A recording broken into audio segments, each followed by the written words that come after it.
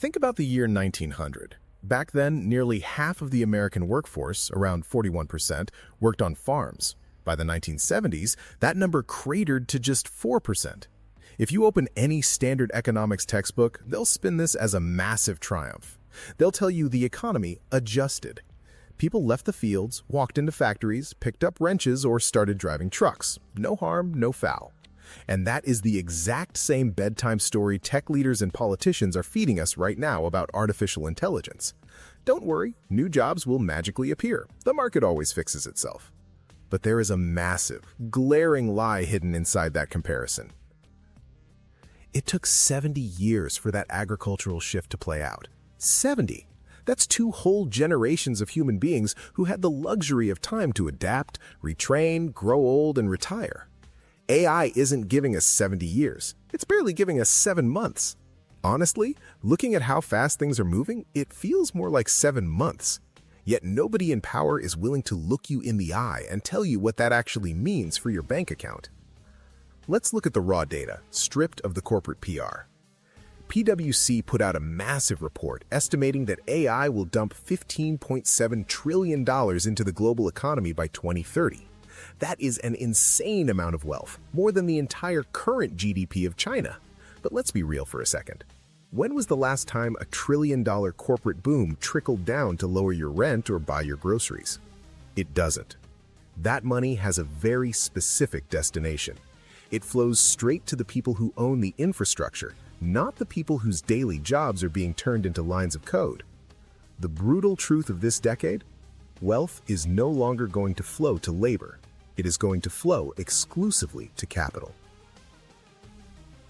Sam Altman just casually mentioned that AI would soon handle most cognitive tasks of a median human. Think about that phrase for a second. It's incredibly cold. He wasn't talking about replacing elite rocket scientists or world-class visionaries. He was talking about the average professional, the backbone of the middle class, the people who built lives on solid, repeatable, reliable work.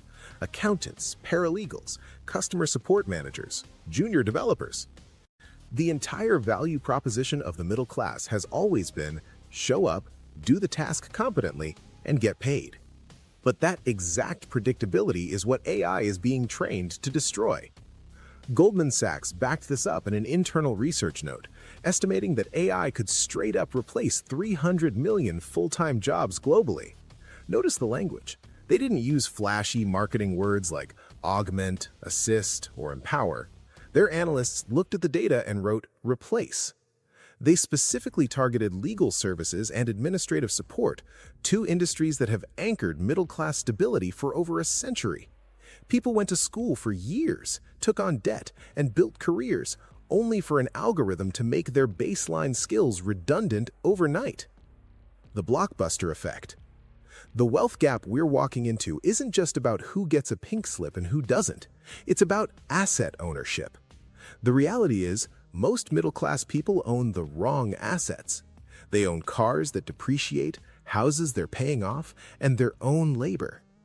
Remember Blockbuster Video? When Netflix drove it into bankruptcy, thousands of retail workers lost their hourly wages. That's the tragedy people focus on. But look at the other side. Reed Hastings and his early investors made billions. The exact same event, the shift from physical to digital, created sudden poverty for one group and generational wealth for another. Not because one side worked harder, but because one side owned the digital highway. Now, multiply that Blockbuster shift by every single industry on Earth happening simultaneously over the next 5 to 6 years. Traditional system, labor, generates value, earns income. AI shift, owner, deploys AI code, captures 100% value. The people holding shares in NVIDIA, Microsoft, Google, and the tiny handful of companies building the foundational AI tech will capture that $15.7 trillion. The people selling their time by the clock won't. This is the largest transfer of labor value into capital value in human history. The optimists love to bring up the Industrial Revolution as proof that things always turn out fine. They'll point out that a typist who lost her job in the 80s eventually became a UX designer or a digital marketer. But there's a fundamental flaw in that logic. The Industrial Revolution mechanized physical labor. When muscle got automated, humans climbed the ladder to mental labor. Cognitive work became our ultimate safety net. It's how a factory worker's kid made it into a corporate office. But what happens when the machine automates the mind? Where do we climb next? What happens when the ladder itself is automated? Nobody has a clean answer to that. And the fact that our leaders aren't asking this question loudly enough is deeply alarming. We are already seeing the early signals. Since 2023, the tech sector has laid off over 250,000 workers, yet almost all of those companies reported record-breaking profits in the exact same quarters. In an old-school recession, you lay people off because your business is dying. This is different. This is an automation pattern.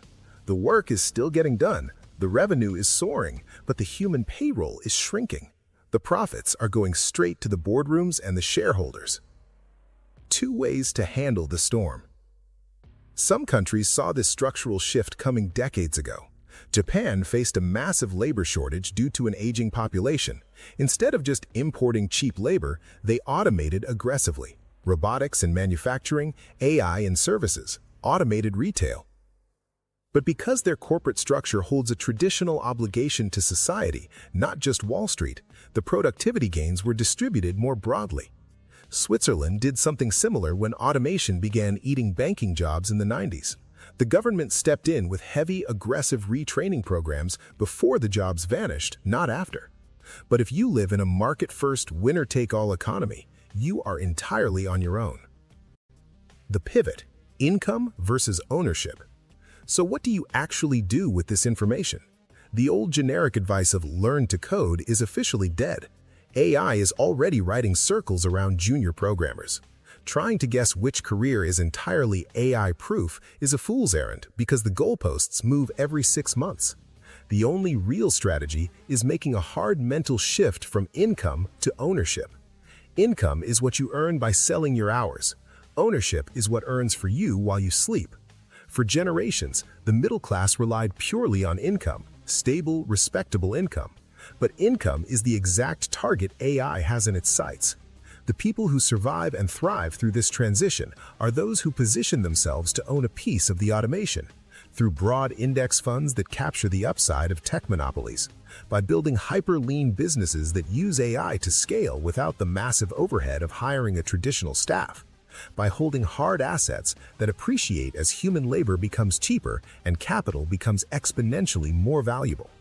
The shift from how do I protect my job to how do I own a piece of the technology that's replacing me is the single most critical financial decision you will make in the next 10 years. None of this is written in stone. This isn't gravity. It's the result of economic design.